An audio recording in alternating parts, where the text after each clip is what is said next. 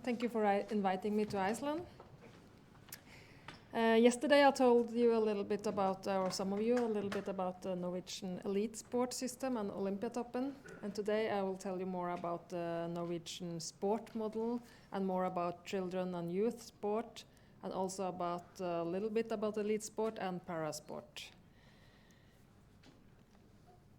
This was me 2008 Beijing Olympics, whereas my last national game I played 10 years in the Norwegian national team. Olympic champion, world champion, and 3 times European champion. And I've also played in Germany and of course in Norway. I've learned a lot from sport, and I think also my career now, although I studied beside playing handball, I had my studies. I've learned more from handball than from my 8 years of university studies. So just to point out what you said about learning from sport. Today, I'm a coach. Every week I'm coaching 100 girls playing handball. I have 3 children, 8, 10, and 12 years old are they. And they are doing a lot of activities and sport and handball, of course, and but also dancing, karate, football, alpine, yeah. So we are trying everything out. And I'm also working as the Assisting Secretary General at the Norwegian Olympic Committee and Paralympic Committee and Sport Federation. And this is our organization, the Norwegian Sport Federation. We have the Olympic Committee, the Paralympic Committee, the Special Olympics, and the Deaf Olympics under our umbrella. So this is the only organization in the world that has all of this under one organization. And that makes us very special, and it's something that is very good and some things that can be challenging. But we think this is a very good model to fulfill our vision, that is joy of sport for all. And this is the vision. If you are an elite athlete or a young athlete or children or adult, this is very important for us, and it is something that we work for every day to have. Everyone should have joy when they are doing sport. And our values are joy, health, honesty, and community. And they are the same when you are an elite athlete and when you are a child. So I can use them when I'm a coach for the children, and we also use them on Olympiatoppen for the best athletes going to the Olympics or Paralympics. And we're also working for a sustainable sport, so that this is more, sport is sustainable. It's we are taking care of the health, we're taking care of gender equality, a lot of things, you know, and we are working hard to emphasize this even more for the government and for the rest of the Norwegian people and the world all over. The Norwegian Sport Federation is the largest voluntary organization in Norway. We have more than almost 10,000 local sports clubs. We have 1.9 million memberships, and we are a little bit more people than Iceland, but we are not 5.4 million. It's not worldwide, it's a small country. We have 11 regional confederations all over the country. We are a big country from the north to the south. We have 328 municipal sport councils, and we have 55 national sport associations. And these federations, they also have their own regions. So there is a lot of sport also distributed all over the country. And I also want to point out that we have a little bit more than 40% female membership. And yeah, we would like to have almost 50-50, but we see that boys and girls, they are starting doing sport, but the girls, after they are 12, they drop out or they drop out faster than the boys, and we can't catch them again when they are adults. So that is something that we are working very hard to address.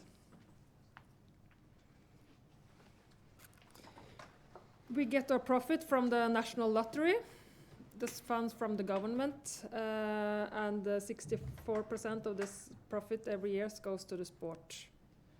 It's a huge amount of money, but this is also all the venues, the sport facilities. So we think we need more money to fulfill our ambitions to create sport for all. And especially this time when we are struggling with the more, everything is more expensive, and we see that those who need sport maybe most, they have bigger problems with paying the memberships and participate.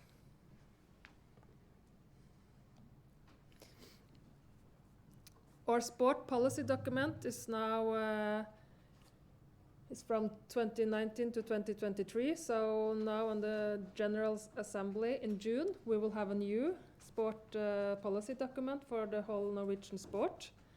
The General Assembly is the supreme governing board of organized sport in Norway. It's held every second year, but the policy document goes for every fourth year. It's a long-term and governing program for all units within the sports, adapted every fourth year. Yeah. And we have 4 pillars. It's lifelong sports, it's better clubs, better elite sports, and better and more facilities or venues. So this is a document for elite sport, for youth sport, for children's sport, for all the federations, for all the regional organization, and for the whole, for Paralympics, for Special Olympic, Deaf Olympic, and yeah, everything. And then the different parts, they pick their goals, and but when we all work to get this, and then we have this document in mind, we can achieve a lot together.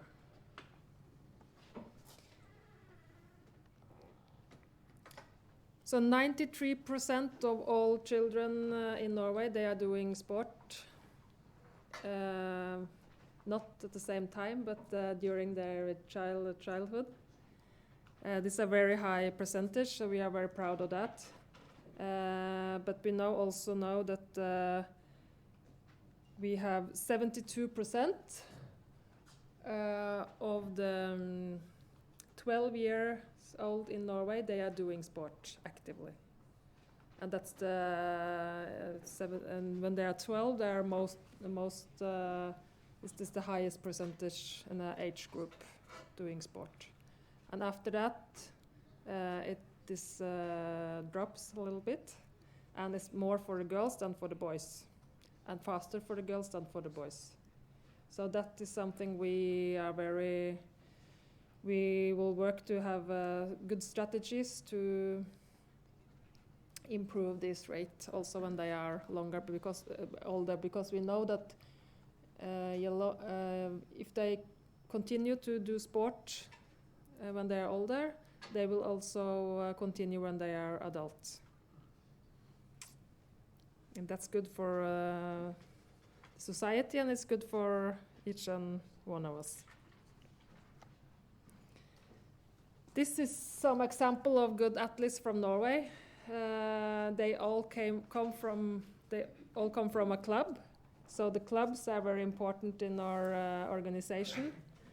Here you see some Paralympic athletes, and the best cross-country skier, and maybe one of the best football players in the world, and the Karsten Warholm, who 400-meter hurdle run in Tokyo, gold medal. And I can give you a lot of examples: beach volleyball, handball, tennis now is very successful. 1500-meter runner, Ingebrigtsen. Yeah, there, golf is also. So there's a lot of examples, but there is also a lack of female athletes on the top list. So we need to work harder on that as well, because there are less female medals than male medals in the Norwegian model. So now I will play a video, and I think that is somewhere else here. That was. I will now go into the children's sport.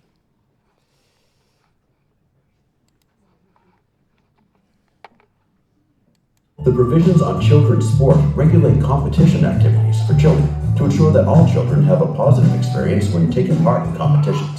Sports should be an opportunity for children to socialize and try out new things in a secure environment and without being afraid to fail. Competitions are a natural part of sports and shall be open to all and held within the child's local community. Even if the provisions apply specifically to competitions, clubs are encouraged to also follow them in ordinary training activities. This creates local cohesion, the participants save time and money, and it gives everyone the opportunity to participate. Among other things, the provisions regulate that children may participate in local competitions and sporting events from the year they turn 6, and in regional competitions from the year they turn 9. From the year the child turns 11, they may participate in open competitions and sporting events in Norway, the Nordic countries, and in the Barents region. Result lists, tables, and rankings can be used in competitions from the year a child turns 11, if this is appropriate. From the year a child turns 13, they may participate in championships such as Norwegian, European, and World Champions. All children shall receive a prize if prizes are given. Children are children, not little adults. Competitions must therefore be adapted to children and progress naturally as they mature. This will encourage them to learn new things and stay motivated to continue practicing sport for as long as possible.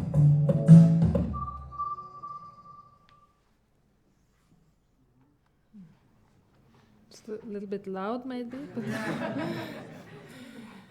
maybe we can.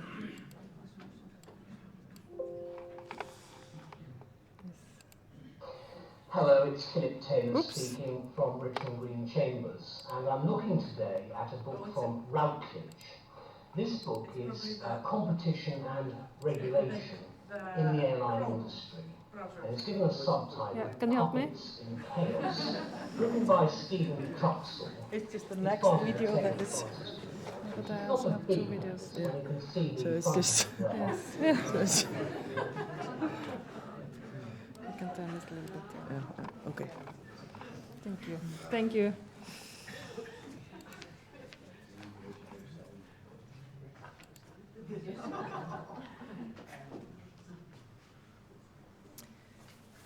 Yes.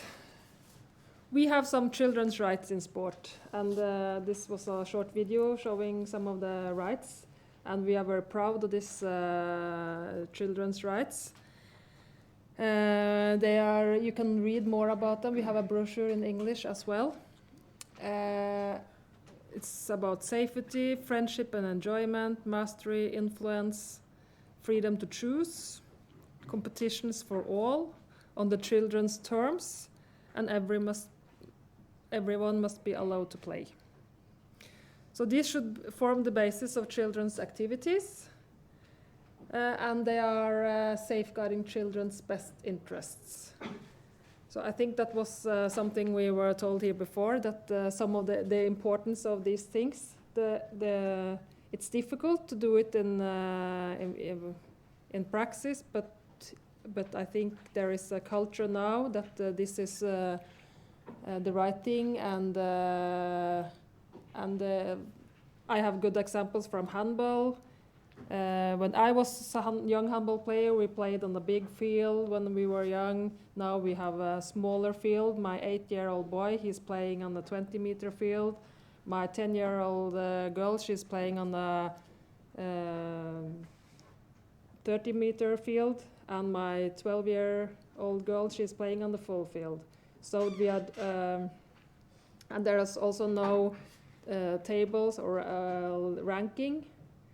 When they go to the youth handball, they are having more competitions, but now they only play, and it's a very, for me as a coach, it's better to focus on the development rather than the results. So it's not important that they win or lose, because you can meet other team that is very bad and you play very, very bad yourself, and you win, but it's not important that you win, because it's more about what you can achieve on the field and what you can learn the children and what they can bring to their next game. I also have a boy playing football. It's more difficult in football because the parents there, they are more demanding maybe, and it could also have something to do with the parents in handball. They think I'm a very good trainer because I'm an Olympic champion, but in fact you don't need to be an Olympic champion to teach small children to play handball. You only need some pedagogical skills, and you can bring them some throwing techniques, but it's more about the relationship and dialogue and having fun when you are going to training.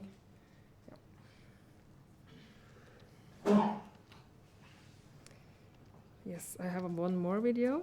Let's see.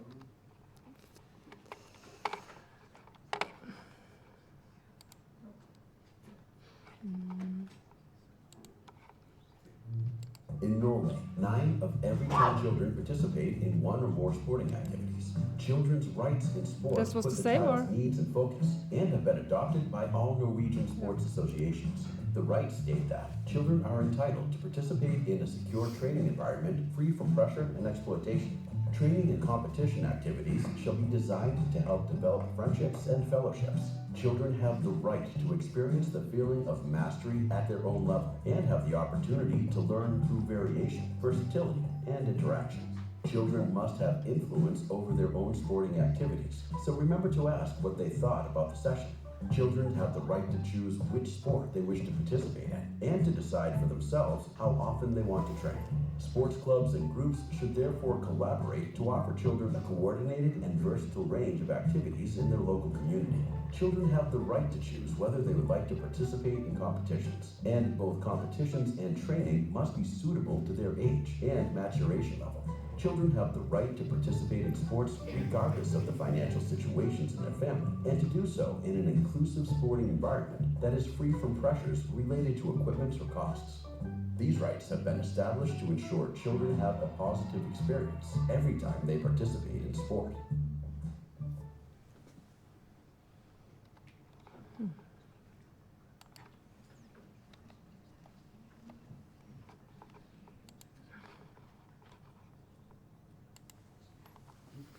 That was the children's, oops, that was the same thing.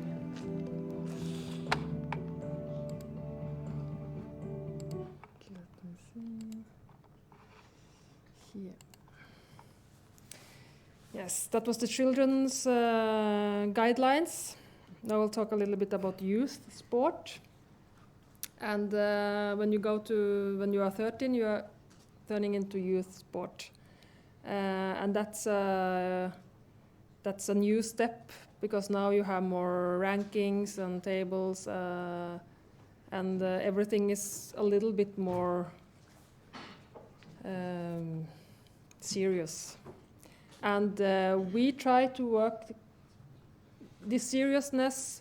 We would very much like not to have so great impact on the youth as well, because we know that you don't need to be serious when you are 13 to become an elite athlete or just having fun when you are doing sport. But there's also, we are caring about activity, that the young people must decide at what level and to what extent they want to play, that they have also have a right to safe, varied and inclusive sport and competitions. We are caring more about education, coaching, management, leadership, and refereeing courses. So I'm a voluntary parent coach in handball, and I only have other parents, and I also have 2 16-year-old handball players, which help me in the field every week, and they are actually responsible for the training tonight because I can't be there. So they get a little bit paid, and they get educated, and they get experience from teaching, and maybe they could be coaches when they are older.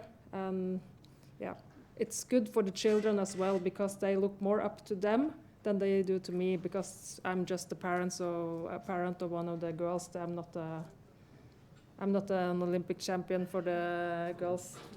They are listening more to the young girls than to me, I think. So we are trying to recruiting young people to various positions. It could be coaches, referees, or young leaders.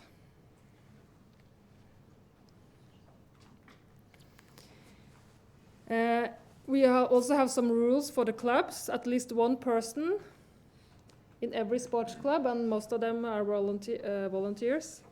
They are responsible for children's sport, this 6 to 12 years. So you have one in each club, which are responsible for the regulations and that the rules, and that we are doing it the right way. To be a coach, you also need a police certificate of conduct.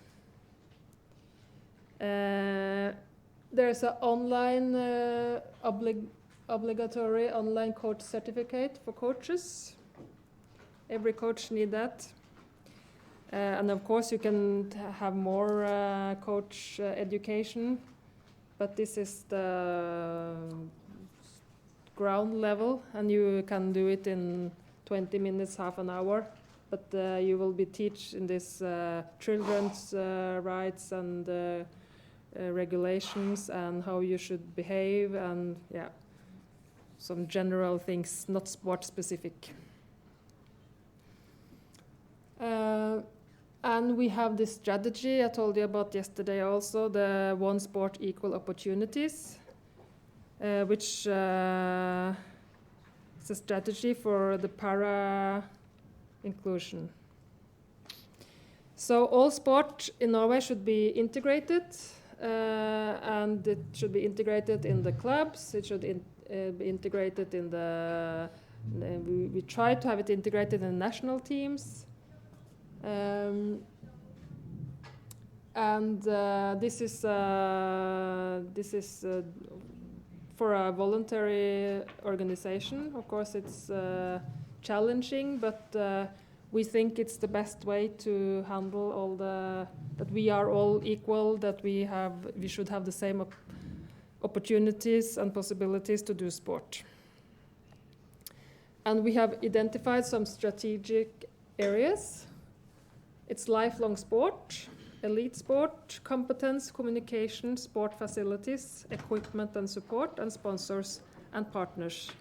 And we work specific with all of these to handle, want to include the para athletes, in different kind of disability, into all of these areas. And since we had this strategy for 1 year now, and it has happened so much in the last year, I would think, in Norway in this field. So it's like in the elite sport, we have the athletics national team. It's with the disabled and not disabled, and the rowing team is on there, only one team, and then a lot of good examples in the clubs as well.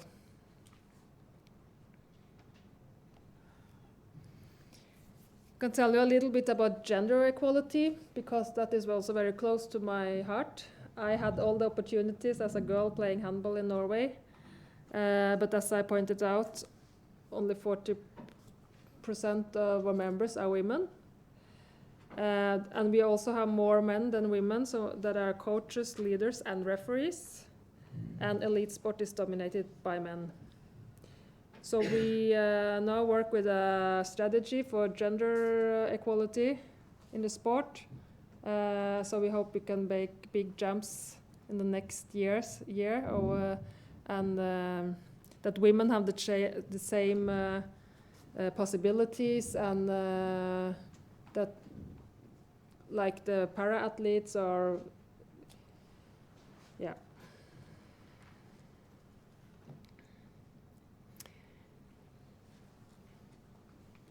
Because our youth, our children and youth sport, that's the most important thing in that's the ground in our federation. But it's a red line from the children and youth sport to the elite sport. And every 4th year when there's Olympic and especially the Winter Olympics, the world is asking, what are you doing in Norway? To have 39 medals in Pyeongchang and 37 in Beijing. And I told you more about this yesterday, so some of you heard that, but I will give you a short video that will explain some of the Olympiatoppen's work, that is the elite sport department in our federation.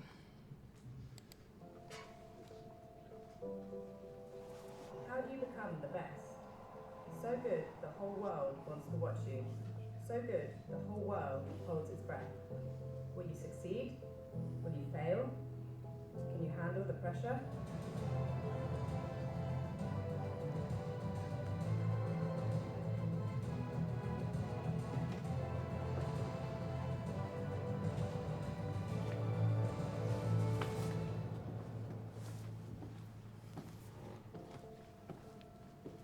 Behind every big moment are thousands of tiny moments.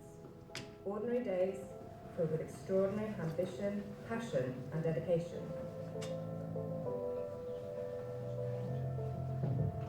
Together with a team who support you and make it possible. To be one step ahead is all about being curious, meticulous, patient, and humble. Prepared for the unexpected. Prepared for failure. Prepared for success. To make the best athletes even better. To help more athletes reach a world-class level. To create development opportunities for the next generation of athletes. This is Olympiatoppen's mandate, together with the national teams.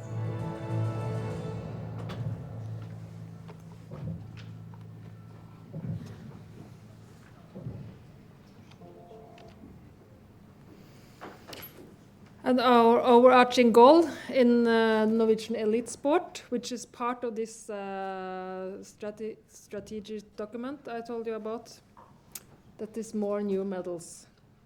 To make the best athletes better, to develop more athletes at international level, and to develop elite athletes for the future. So the Norwegian elite sport shall be developed both at the top level and at the grassroots level to maintain Norway's position as a leading sporting nation and deliver great sporting experience to the people. And we work hard to lead and train best in the world. That is the elite sport vision. And as you saw in the video, there is cross-sport, the different sports and different athletes from different sports, they are training and working together to achieve the medals and to achieve better performances. And the athletes, they are also we are talking about development and not so much about the results. We are talking about doing the right things to get to develop, and then eventually you will get the results. So the teams are working together, and Olympiatoppen is a competence center that brings all these sports and all these athletes together. And they work with experts that are divided in and divide their time in different sports, and they bring the culture from one sport to another. So we can more or less talk about the Norwegian elite sport culture. That's our main goal.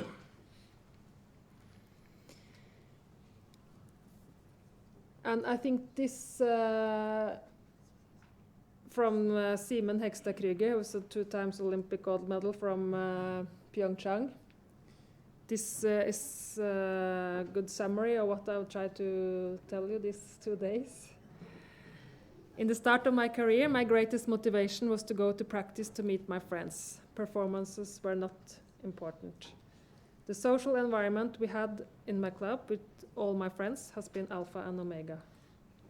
So we tried to build a good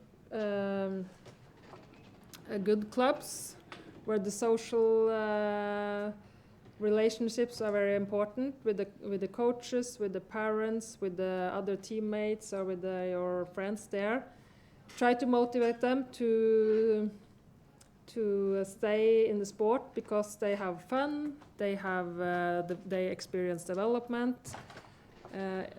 Regardless of which level you are in, you can have a development, and that you see the small steps, and that you celebrate your small steps, that you celebrate being together with your friends and having fun, and still be friends after the competitions.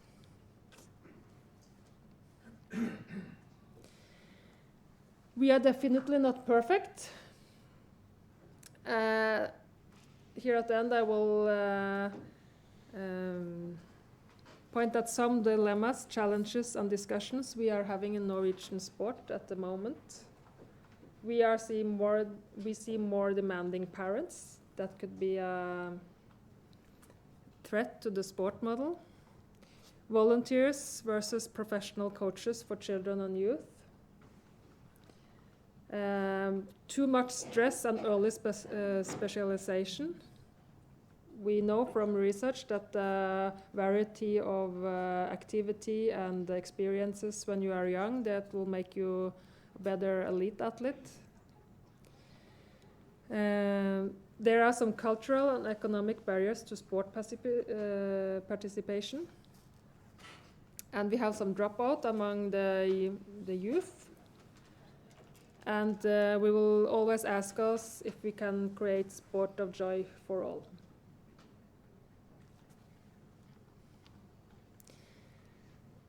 But at the end, all dreams are equal.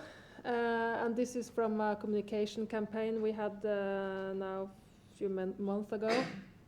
This is Sanna. She's going to the Special Olympics in Berlin this summer. And Birkru, who won the Olympics big air in Beijing. And they were doing some things together and training together, and they made in the television, they made a program where they were having fun together.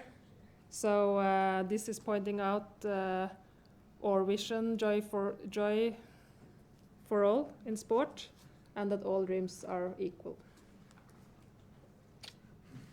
Thank you for listening.